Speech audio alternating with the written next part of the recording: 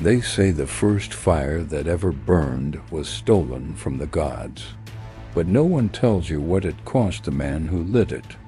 Long before kingdoms had names, there was a man called Erishan, a scribe who worked by lamplight in the temple of Enki, god of wisdom. Erishan was not a warrior or priest. He was a listener to whispers the world ignored.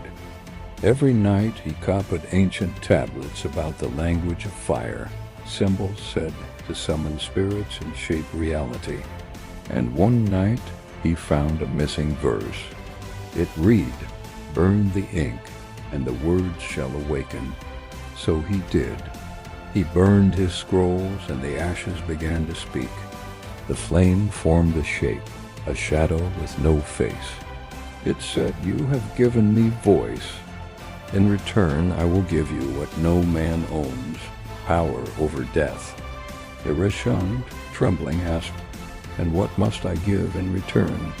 The shadow smiled, though it had no lips. "Only your memory of love," he agreed, too quickly. From that night onward, the dead obeyed his words. He healed the sick, called rain and drought, and the people hailed him Erishan, the divine.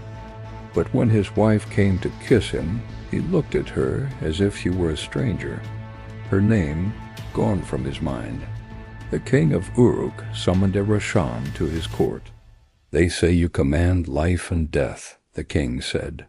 "Raise my son from the tomb, and you will have half my throne." Erishan obeyed. He drew a circle of ash, whispered to the flame, and the prince's eyes opened. But the boy's voice was not his own. It was the same whisper from the fire. "We are bound, scribe. Every soul you raise feeds me." The king fell to his knees in terror. "What have you done?" The city called him a sorcerer, cursed, unholy. They burned his house, his scrolls, everything he'd written. But fire cannot kill what it birthed. As Uruk turned to ruin, Erishan stood in the ashes of his life. He stared at the flame that still burned on his hand, a mark that never faded. He whispered, "I gave you my love. Take the rest." The fire answered, gladly. It consumed him whole. And when the smoke cleared, the temple was empty, except for one thing, a tablet made of black glass, engraved with a single word, "Remember." Centuries later, archaeologists would find it buried under desert sand. When they brushed off the dust, the letters glowed red, and a warm wind whispered their names. Moral power is never free. The price is always what you thought you could never lose.